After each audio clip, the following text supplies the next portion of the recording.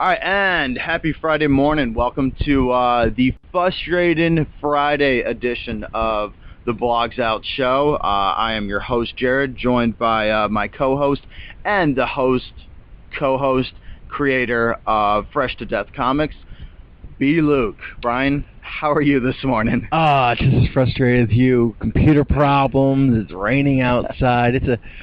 Rebecca Black had it all wrong. Yeah, anyway. It's been a frustrating morning.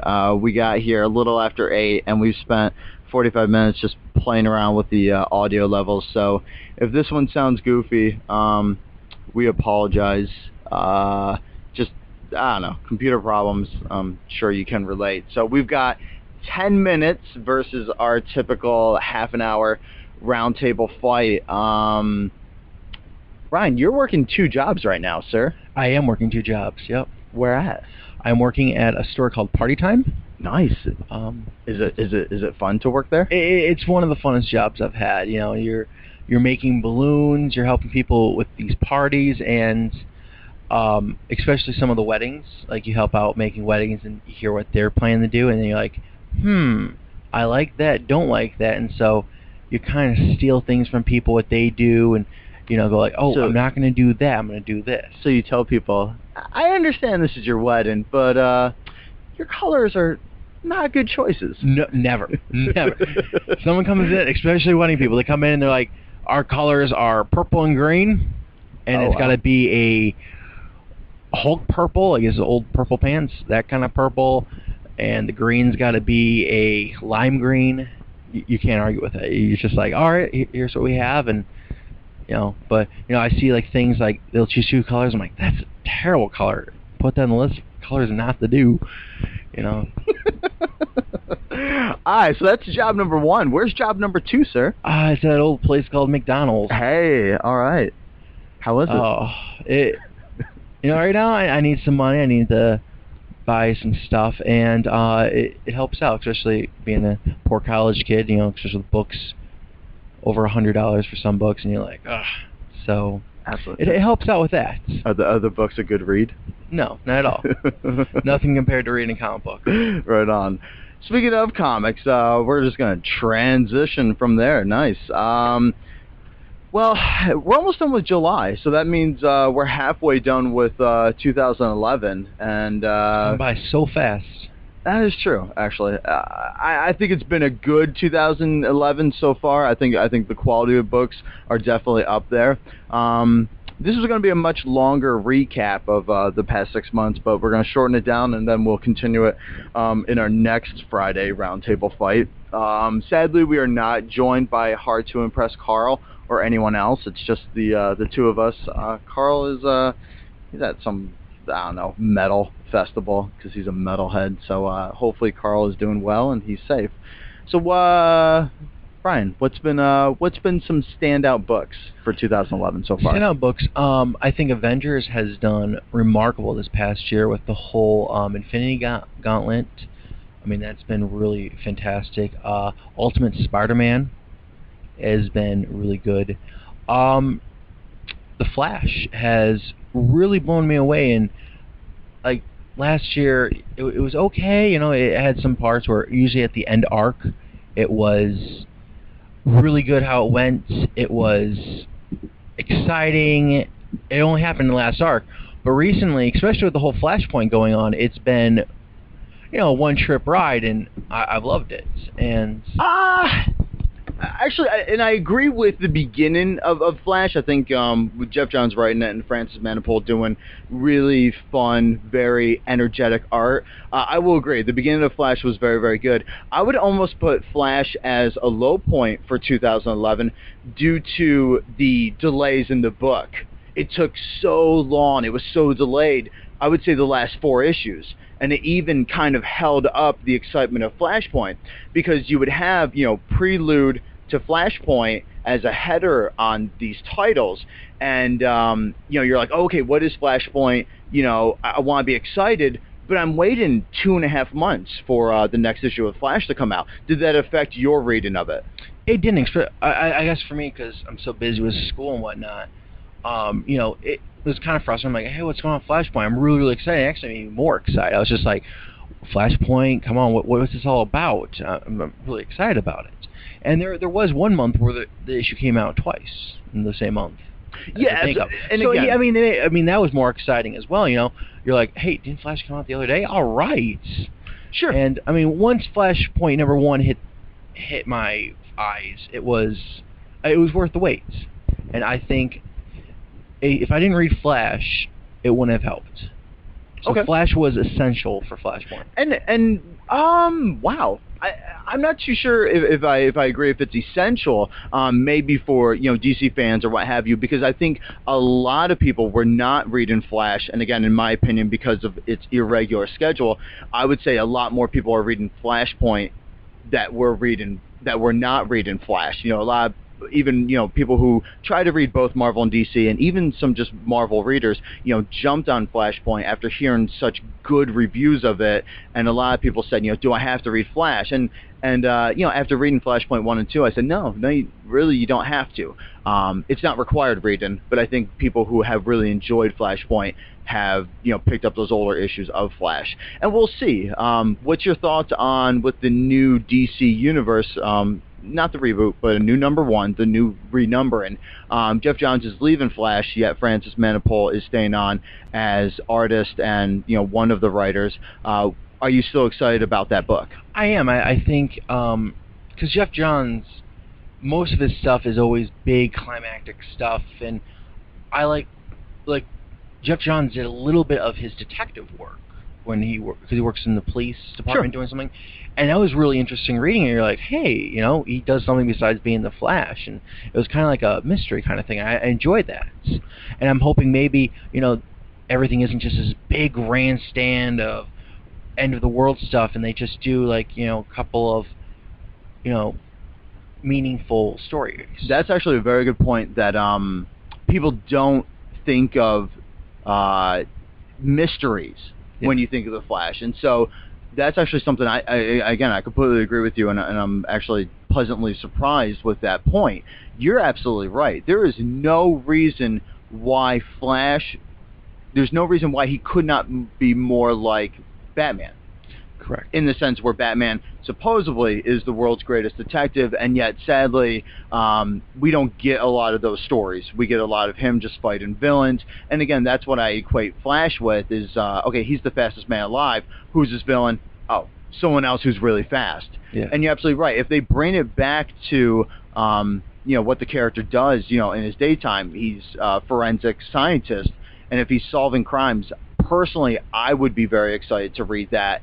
And I think other people would be also, maybe not Flash fans, but non-Flash fans. It would give them a reason to read it because you're getting something that's different than what people call, capes and spandex or, underwear on the outside characters. So we'll see. Now about the new DCU, what's your feelings overall? Are you hyped? Are you excited? Because you don't really consider yourself as a DC reader. I don't. I just see it as a way of them trying to boost their money and trying to just it's just a way of boosting their money and making themselves known to people. Because take a look at the sales charts. Marvel dominates everything. Sure. Even you take a look at Fear Itself versus Flashpoint. Fear Itself wins by a whole. It's a pretty couple million. No.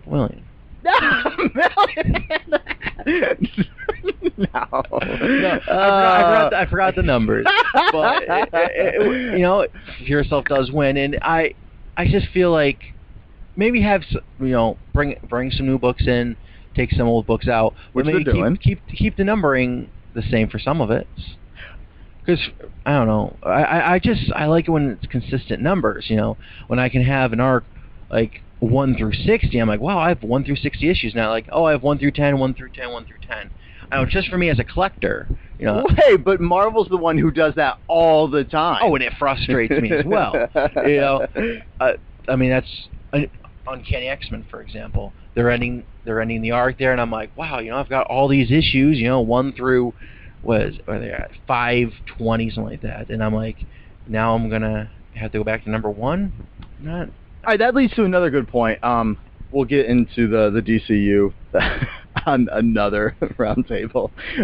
Nuts. People are going to be so mad at these start and stop quick subjects. All right, but the uncanny leads to another topic I wanted to bring up, which is I want to say, do you remember which media outlet was the first to bring up the uncanny story?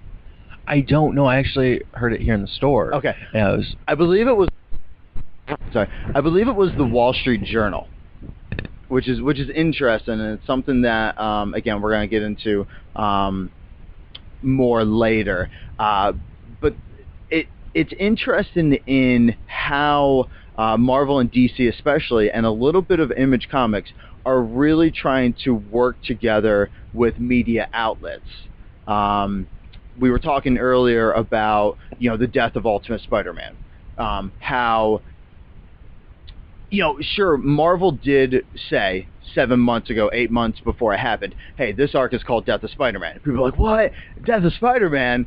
And then before the issue came out, the day before, they revealed it, they released it to the news. And so the Tuesday before the Wednesday the comic book came out, there was a newspaper, article saying, Spider-Man dies. They didn't bother with saying it was Ultimate Spider-Man, but saying that Spider-Man dies.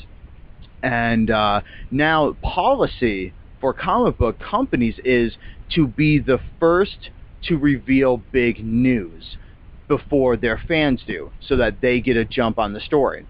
What are your thoughts? I personally don't like it. I know when Fantastic Four did their final issue about one of the people were going to die, I didn't go on the internet because it came out the day before, so I stopped going on the internet because it was all over the internet. Everywhere you looked, everything you went on, it had, who it was. And I, as a comic reader, I just love the excitement, and when you read it, especially if you don't know what's going to happen at the end page, and you're just like, what's going to happen? I mean, if I read that going into it knowing Johnny Storm was going to die, I don't know how excited I would have been for the book. I probably would have been like, oh, okay, blah, blah, blah, blah, blah, and not been so excited. Well, at least Marvel did say someone was going to die. Correct. And I like someone's going to die. I don't know who it was, and the way Jonathan Hickman wrote it, you weren't sure who it was going to be. It could have been any one of them. Well, I figured Invisible Woman wasn't included. Because, I mean, it's the mom, and you can't, but, out of the three of them, it could have been anyone. And I didn't know who it was, and I didn't really want to try and guess because I didn't want to ruin it.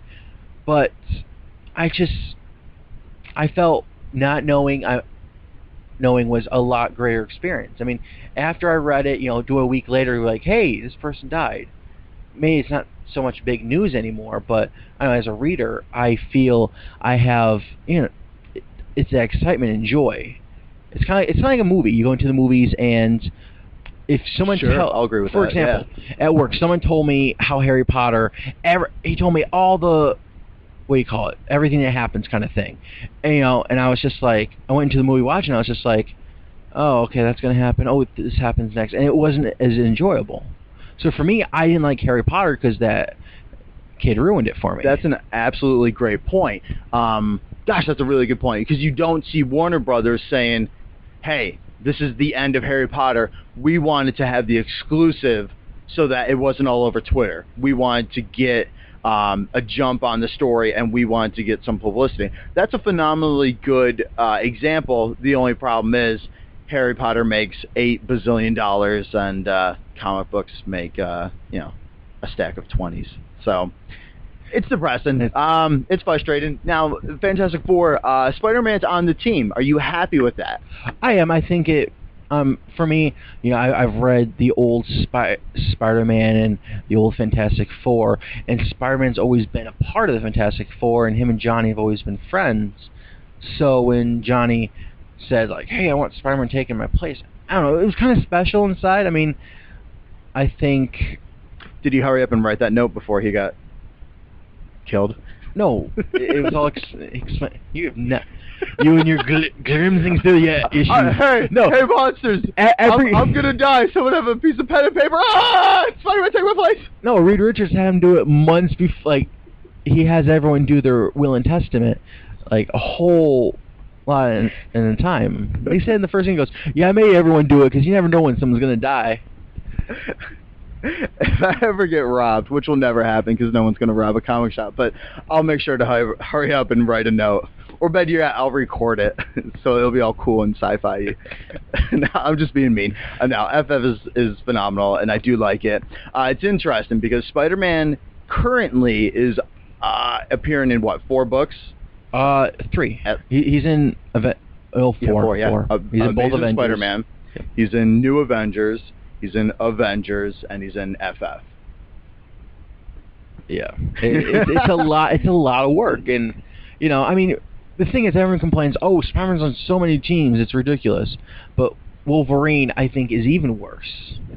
Used to be. Yeah, I think he's on. He's on Uncanny X-Force. He's on 4. Yeah. X-Men. He's on. New Avengers. New Avengers. He's on the regular Avengers. Yep. And he's on Uncanny X-Men. Oh, man, 5. And the X-Men book itself. Wow. Wow. That's pretty good. Not bad. Plus all the guest appearances he makes. Yeah. For some reason, I guess we're just used to that. We're not, it was a little odd to see, Spider-Man on so many books, and then Deadpool. But yeah, and don't forget The Best There Is of Wolverine. Oh, Best There Is one of the best Wolverine books. And the Wolverine book itself. Well, yeah. There's 9 books, and everyone just takes it as the norm, because sure. But when Spider-Man, he's not on that many teams. He's on 4. Spider-Man just has such a rough life. You don't see Wolverine complaining. He'll just, drink some beer and, wait for his bullet wounds to heal. Whereas Spider-Man, he's just like, girls. He's a little bit more He's a little bit more whiny than Wolverine is. A little. What's the joy of Spider-Man? Right on. So all in all, are you happy with 2011? I am. I think it's a lot better than last year. Wow. For the most part, I mean, there's some art writers that need to probably retire, but we'll discuss that in later we'll discuss that next time in our best and worst, because he definitely is making the worst. Yeah, there will be a much longer discussion on that. To wrap it up though, let's go back to the new DCU. So we talked a little bit about Flash. Again, I mean, how many books do you think of the 52 books? Which ones are you the most excited about? I mean, again, the marquee book being, Justice League, written by Jeff Johns and art by Jim Lee. What are your thoughts on that one? I like it. They had 5-page, 6-page preview, and it looked pretty exciting. I mean, the art for a DC book, it was top notch. It's really good art, and I'm just afraid of reading it, and it's going to be a letdown. That's my one problem. In what way? In what way is it? It's just going to be a fluff piece, or just going to be a, hey, we're the Justice League. My name is Batman, and I do this. My name's Superman, and I'm from Krypton. It's just like an introductory, and you're just like... So they left Gotham and went to Kentucky? You know what I'm saying? Just those intro things of, this is who the characters are. So let's introduce you to them. But it's written by Jeff Johns. Correct. Would you say he's DC Comics' best writer? He is DC Comics' best writer. Where's the fear? The fear is that he's done some stuff. I mean, Brightest Day was... good. Terrible. Oh, boo. Disagree completely. Now, that is interesting, though, but from Brightest Day... now we have an Aquaman book. Correct, and a Hawkman book. Right. Well, the Aquaman is written by Jeff Johns, and the art is from, Ivan Reis, who, again, did Brightest Day, awesome, or excuse me, did, Blackest Night, knocked that out of the park. Ivan Reis as a artist is, I mean, he's really good. And as a, what? As a person, I don't like him. Wow. I don't know. He was kind of jerky at C2E2. So you went to a comic book convention, and he might have been, pretty tired after signing bazillions of books and having, everyone, give their baby for him to kiss. And, at the end of the day, he's probably just like, ugh, I don't want to be around people anymore. I mean, maybe that was, I mean, I don't know his circumstance. Maybe he's having, something going on in his life that I don't know about. But, I don't know, from what I've seen, he wasn't the nicest person. Gotcha. And that actually, Charles and I were having a discussion on this with another creator. That does affect your buy-in process. Oh, it does. For example, Jeff Loeb. I've kind of liked Jeff Loeb, and I've talked about this a billion times on the show. But when I met him, and he was even nicer, and went on his way and told us stories and made jokes with us and stuff. Like anything he puts out, I'm gonna buy it now because I'm like, Jeff Loeb wrote this. I gotta buy it, support him. In defense, though, of Reese, I will say a lot of artists, when they go to conventions, they usually have a list, a sheet, and it's allowing people to sign up and say, all right, hey, you want me to draw something, put your name on this sheet, and I'll draw either a head sketch, a full body sketch, or what have you, and it will cost, my time. So again, I do think when it comes to conventions, artists have it a lot more difficult than writers, because what's Jeff Loeb going to do? He's not going to stay up all night signing things or making sketches. Whereas, again, I think for an artist, a convention is a bazillion times more work than for a writer, because they're working while at the convention. They're under the gun. They may have a day or two to finish, say, 12 to 20 pieces for paying customers. So yeah, I will agree with you. When you go to a convention, you are more likely to see a more tired artist than a writer. So I don't know. I say cut him a little slack. Here's this, Doug Mahnke. He does the Green Lantern. Probably just as famous as Ivan Reis, maybe. Sure. Met him, really nice guy. He took the time out and signed a couple of comic books for my co-host Hans and stuff, and he was really nice, and he had a whole bunch of stuff to do, but he was really nice and talkative. He made the time to be like, hey, how's it going? Thanks for supporting me. And now, like, Green Lantern, I want to read that because Doug Mahnke drew it, and I'm like, hey, I like this artist. And again, really kind. I mean, I think it is about a presence when you go there. Just like you go into work and you see me working, and I'm at McDonald's, and I'm having a crappy day, and I'm just like, oh, what can I get you? McDouble, fine. Here you go. Take it, please. And they're gonna say, this cheeseburger does not taste as good. They're like, wow, he was a jerk. I never want to come here again. How many times have you went to a restaurant and the waitress was just awful to you? Okay. And you're like, okay, I don't want to come. I don't care if the food's good or not. That person's a jerk. I'm not going in there. I will agree. I hate to give you the point. Because I mean, his salary is coming from what we see of him. I mean, maybe he was having a terrible day. That's why I'm not going to go boycotting him. And again, be it human nature, you can't help but to think, 30 different things when making a purchasing decision. So again, I agree with you because other people have said this to me. So again, when Aquaman comes out, you're going to leaf through it. So you gauge the pros and cons. The pros, it's Jeff Johns. It's Ivan Reis, who again is a phenomenal artist. So you skip through it, or you flip through the pages, and you look at the pages, and you're like, this is beautiful art. But then you also think a couple other things. I maybe don't like Aquaman as a character. Yeah. He's the king of the sea, and that doesn't interest me whatsoever. And then again, on the other thing is like, I remember that one time with Ivan Reis, and I don't know. So yeah, this all goes in the buy-in process. Oh yeah, I mean, I think it's just like a movie.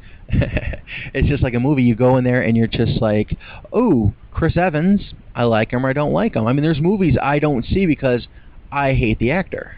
Okay, that's a very good point. And even though it's a phenomenal movie, Tom Cruise, for example, I do not like Tom Cruise. MI3. 4? Which one are we on? We're on 4. Yeah. I've never wanted to see it, but Simon Pegg's in it. And I love Simon Pegg. Did you see the preview? I did. Phenomenal. It's Tom Cruise, though. I hate Tom Cruise. That's what I'm saying. It goes into my process of now I'm weighing, should I see, I hate Tom Cruise, but I love Simon Pegg. And I get into You're insane. Insane! Did you see the preview? I did see the preview. If you guys have not seen the preview, and again, he's absolutely right. Mission Impossible, in a sense, is almost a tired franchise. And I think, boy, they went out of their way to give it a huge shot in the arm. If you haven't seen the preview for the new one, I think it's mind-blowing, personally. It's mind-blowing. I'm just using it as an example. Michael Cera. I like him as an actor. You hate him. You don't care for him. But if a movie comes out with him in it, I'm going to watch it because I'm like, oh, I like him. Okay. But, and even if the story's terrible, I go, hey, I want to give it a shot because I like this actor. Okay, so that's actually a good point. So, based on, again, personal connections, if there's a book that you maybe just like, okay, so we'll say, what if Mankey leaves Green Lantern and then goes to Frankenstein? Frankenstein, again, may not be a character that you like or care for, and maybe it's got a writer on it that, again, you don't know. But because you had a positive personal connection with Mankey, you're more likely to pick up that book and read it than, say, again, Aquaman, who may have, like, phenomenal reviews and may be loved by the critics. Again, would that happen? I believe it would. I mean, Kevin Smith, for example. I got the Green Hornet because he was in it, and the artist was phenomenal. Now, if that artist is on another book, I'm probably going to pick it up and read it because, I liked what he did before, and I'm going to read it. So I believe so. If Doug Mankey goes to Frankenstein, I'm probably going to pick it up, the first issue, and see how it goes. Now, I do a lot of things with, how I'm a lot more into plot and story-wise and art. So if the plot and storyline is phenomenal, and then the art is on top of that, I mean, that's a... So for you, it's more story and plot. So what, 60% story plot and then 40% art? Yeah. I mean, there have been books that I've just been, there's a couple of just Spider-Man where I think they're terrible art. And I'm just like, I'm getting it because, Spider-Man, and also I really like the, Fred Van Linde. I love him, and, I'll read it for him. But the art, I'm just like, oh, it's terrible. Huh. Yeah, I'm actually the opposite. I think I am 70% art and 30% story because I feel that comics are a visual medium. I read novels, and so if I want a good story, I'll just read a book. I'll just read whatever. So for me, yeah, you really have to impress me with art at first glance because there's so many comic books that come out, and especially that's the problem with indie books. People always say, hey, give indies a try, don't be so heavy on Marvel and DC. There's a lot of good indie books out there, and there certainly are, but most of the time the best artists are snatched up by Marvel and DC because they have the money to pay them. And so for me, while grazing through a book, yeah, it's got to stimulate me visually before I even read it, because it's very tough to gauge a book whether you're going to like it or not, because you could skim through it, but you don't really read anything. You know what I'm saying? Yeah. So it's very difficult when picking up a new book to say, oh, this is going to be good because the story seems good or the plot seems good when you just got 2 minutes with it. That's true. It is true.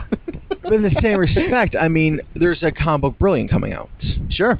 And I like Brian Michael Bendis, and I also like Mark Bagley, and I think I'm getting it more from Brian Michael Bendis. But he's proven himself. So yeah, exactly. But he's proven himself again, same way that Jeff Johns has proven himself. So yeah, I agree. So I think depending on who the artist, I mean, if someone I've never seen before, no book, you look at the art's going to play a deal into it. You're like, let me see here. Right on. All right, buddy, we're going to wrap this up. We actually ended up doing a full slot of the round table, which means I'm going to be really behind for work this morning. Are you working at all this weekend or today? I am. I'm working all weekend. Which jobs? McDonald's. Nice. What are you going to do? I don't know until I get there. Probably flipping burgers or Yeah. taking people's orders or maybe making it. Do you flip them, or is that just like a term? You're not supposed to flip them, but when the burgers come up and they're all bloody and stuff, I don't want to serve that.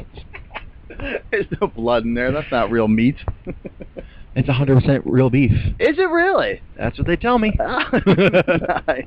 Right on. All right, buddy. We've got my sympathy because I used to do that job years back. So, right on. All right, guys, ladies, gentlemen, we appreciate you listening to the Blogs Out Show. I am Jared. You can always check out the website at blogsout.net. You can shoot us an email at blogsout@gmail.com. I'm not too sure how often I check that, but yeah, just shoot us an email. Tell us what to talk about. Give us your feedback on the show. Tell us how bad it was, or what you may have liked about it, if there was anything. Along with Brian. Go ahead and do your plug, sir. All right, and this is Brian from Fresh to Death Comics. You can check us out at iTunes at Fresh to Death Comics or on our Facebook page, Facebook-Fresh to Death Comics. All right, guys, thank you very much. Have a great weekend/week whenever you listen to this. We'll catch you later. See ya.